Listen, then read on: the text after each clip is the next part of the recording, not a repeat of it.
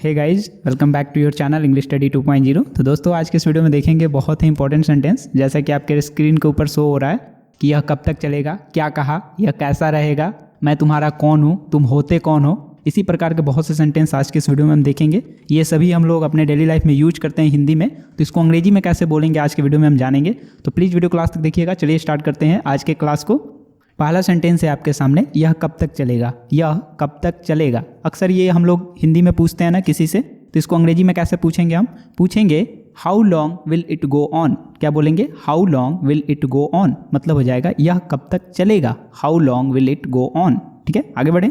अगला सेंटेंस है आपके सामने, मैंने ये तुम्हारे लिए किया। मैंने ये तुम्हारे लिए किया। अगर किसी को बोलना है कि मैंने ये तुम्हारे लिए किया, लेकिन अंग्रेजी में बोलना है, तो कैसे बोलेंगे आप? बोलेंगे I did it for you. I did it for you, मतलब हो जाएगा मैंने ये तुम्हारे लिए किया। I did it for you. Next, अगला सेंटेंस है, मैं तुम्हारा कौन हूँ। मैं तुम्हारा कौन हूँ, अक्सर ये भी हम लोग बोलते हैं ना, तो इसको अंग्रेजी में कैसे बोलेंगे? Who am I to you. Who am I to you, मतलब हो जाएगा मैं तुम्हारा कौन हूँ। ठीक है, आगे बढ़े। अगला सेंटेंस है आपके सामने, मेरा कौन सा है या कौन सा वाला मेरा है। जैसे कि मान लीजिए बहुत से चीज़ एक जगह रखा हुआ हो और उसमें एक आपका भी हो, तो आप पूछेंगे ना कि मेरा कौन सा है या कौन सा वाला मेरा है। तो इसको अंग्रेजी में आप कैसे पूछेंगे? पूछेंगे आप यहाँ पे which one is mine. Which one is mine, मतलब हो जाएगा मेरा कौन सा है या कौन सा वाला मेरा है। Which one is mine. ठीक है, आगे बढ़ते हैं। क्या तुम कोई और हो। क्या तुम कोई और हो, अगर किसी पे शक होता है तो पूछते हैं ना क्या तुम कोई और हो, तो इसको अंग्रेजी में कैसे बोलेंगे आप? बोलेंगे are you someone else. Are you someone else, मतलब हो जाएगा क्या तुम कोई और हो। नेक्स्ट, क्या आपके पास कुछ है। क्या आपके पास कुछ है, इसको अंग्रेजी में कैसे पूछेंगे आप? किसी से पूछना हो तो पूछेंगे do you have something. Do you have something. दोस्तों, आप लोगों में से बहुत लोग बोलते हैं कि सर आप सेंटेंस रटवाते हो, तो देखिए रटना पड़ेगा। ठीक है, अगर आपको इंग्लिश सीखना है तो रटना तो पड़ेगा। आपको एग्जाम्पल्स के जरिए हम समझाने की कोशिश करते हैं। मान लीजिए कि आप छोटे बच्चे हैं। छोटे बच्चे हैं तो पहले तो आप व्याकरण नहीं ना सीखते हैं। मम्मी पापा पानी ये सब बोलना स्टार्ट करते हैं बिना व्याकरण सीखे। ठीक है, तो बोलने के लिए कोई ग्रामर और व्याकरण की आवश्यकता नहीं होती है गाइस। कहीं भी आप देख लीजिए, किसी भी टीचर, कोई भी टीचर आपको यही बोलेगा कि अगर आपको स्पोकन इंग्लिश सीखना है तो ग्रामर कोई इसके लिए नेसेसरी पार्ट नहीं है कि आप ग्रामर सीखे बिना स्पोकन इंग्लिश नहीं बोल सकते। ये बिल्कुल गलत है। ठीक है, स्पोकन इंग्लिश अलग चीज़ है, ग्रामर अलग चीज़ है। और मैंने ग्रामर का भी वीडियो डाल के देखा है, आप लोग का उस पर उतना अच्छा रिस्पॉन्स नहीं होता है। ठीक है, चलिए आगे बढ़ते हैं, नहीं तो आप लोग वीडियो छोड़ के भाग जाते हो।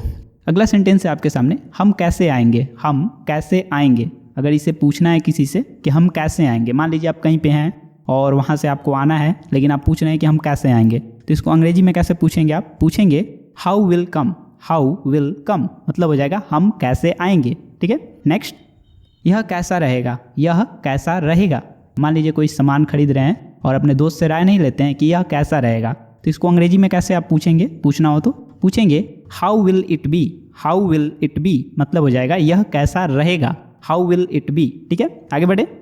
अगला सेंटेंस है, मैं आधे घंटे में निकल जाऊंगा। मैं आधे घंटे में निकल जाऊंगा। मान लीजिए आपसे कोई पूछ रहा है कि तुम कब निकल रहे हो, तो आप बोलेंगे कि मैं आधे घंटे में निकल जाऊंगा। तो ऐसे तो हिंदी में बोल दिए, इसको अंग्रेजी में बोलना हो तो आप कैसे बोलेंगे? बोलेंगे I will leave in half an hour. I will leave in half an hour, मतलब हो जाएगा मैं आधे घंटे में निकल जाऊंगा। I leave in half an hour. ठीक है, आगे बढ़े। नेक्स्ट, हमने इसे किताब में पढ़ा है। हमने इसे किताब में पढ़ा है।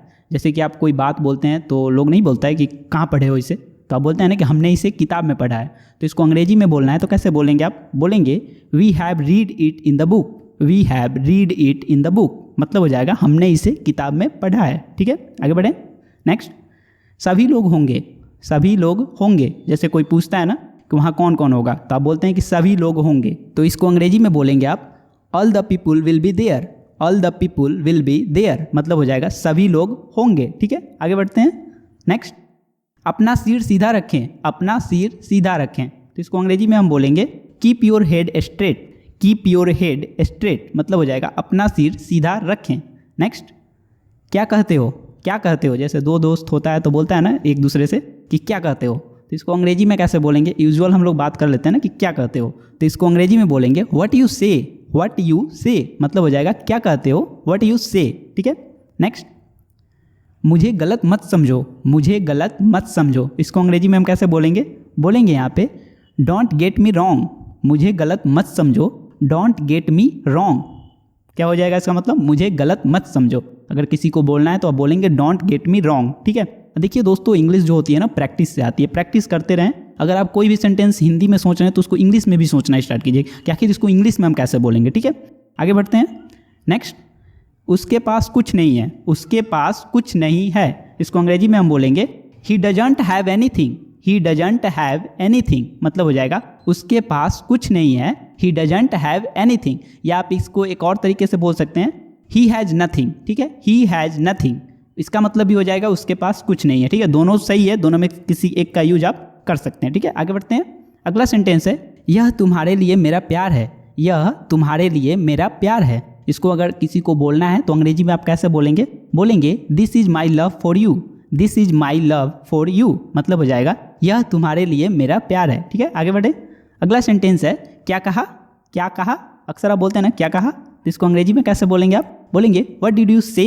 व्हाट डिड यू से मतलब हो जाएगा क्या कहा, व्हाट डिड यू से, ठीक है। आगे बढ़ते हैं। तुम्हें यह जरूर देखना चाहिए। तुम्हें यह जरूर देखना चाहिए, इसको अंग्रेजी में कैसे बोलेंगे? अगर किसी को बोलना है कि तुम्हें यह जरूर देखना चाहिए, इसको अंग्रेजी में बोलेंगे you must see this. You must see this मतलब हो जाएगा तुम्हें यह जरूर देखना चाहिए, यू मस्ट सी दिस, ठीक है। नेक्स्ट, मैं इस पर काम कर रहा हूँ। मैं इस पर काम कर रहा हूँ, जैसे कि कोई प्रोजेक्ट नहीं होता है, उस पर काम कर रहे होते हैं तो कोई पूछता है क्या कर रहे हो, तो बोलते हैं ना कि मैं इस पर काम कर रहा हूँ। तो इसको अंग्रेजी में कैसे बोलेंगे आप? बोलेंगे यहाँ पे I am working on it. I am working on it मतलब हो जाएगा मैं इस पर काम कर रहा हूँ, ठीक है। आगे बढ़ते हैं। नेक्स्ट, मैं बस जानना चाहता हूँ। मैं बस जानना चाहता हूँ, जैसे कोई बात होती है तो आप बोलते हैं ना कि मैं बस जानना चाहता हूँ, तो इसको अंग्रेजी में कैसे बोलेंगे? बोलेंगे I just want to know. I just want to know मतलब हो जाएगा मैं बस जानना चाहता हूँ, ठीक है।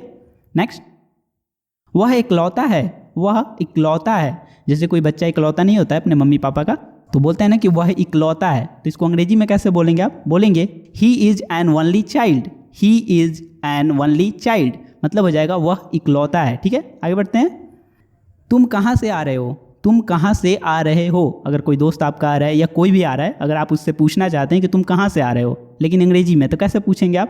पूछेंगे where are you coming from. Where are you coming from मतलब हो जाएगा तुम कहाँ से आ रहे हो, ठीक है। नेक्स्ट, तुम होते कौन हो। तुम होते कौन हो, जैसे कि ये तो बहुत ही फेमस है कि तुम होते कौन हो, तो इसको अंग्रेजी में कैसे बोलेंगे आप? बोलेंगे who the hell are you. तुम होते कौन हो, इसको अंग्रेजी में बोलते हैं who the hell are you. ये आप कहीं ना कहीं सुने होंगे टीवी में, सीरियल में, कहीं भी, ठीक है। ये आपको पता भी होगा। तुम होते कौन हो, जैसे नहीं कोई पूछता है आपसे तो बोल देते हैं तुम होते कौन हो पूछने वाले, तो वही वाला है कि तुम होते कौन हो, तो इसको अंग्रेजी में बोलेंगे who the hell are you, ठीक है। नेक्स्ट, वह अभी भी कमरे में है। वह अभी भी कमरे में है, तो इसको अंग्रेजी में हम बोलेंगे she is still in the room. She is still in the room, अगर लड़की है तो she is still in the room, लड़का है तो he is still in the room, ठीक है। वह अभी भी कमरे में है, ठीक है। नेक्स्ट, वह मेरा इंतजार कर रही है। वह मेरा इंतजार कर रही है, अगर इस सेंटेंस को बोलना है अंग्रेजी में तो कैसे बोलेंगे कि वह मेरा इंतजार कर रही है, तो इसको अंग्रेजी में आप बोलेंगे she is waiting for me. She is waiting for me मतलब हो जाएगा वह मेरा इंतजार कर रही है, she is waiting for me, ठीक है।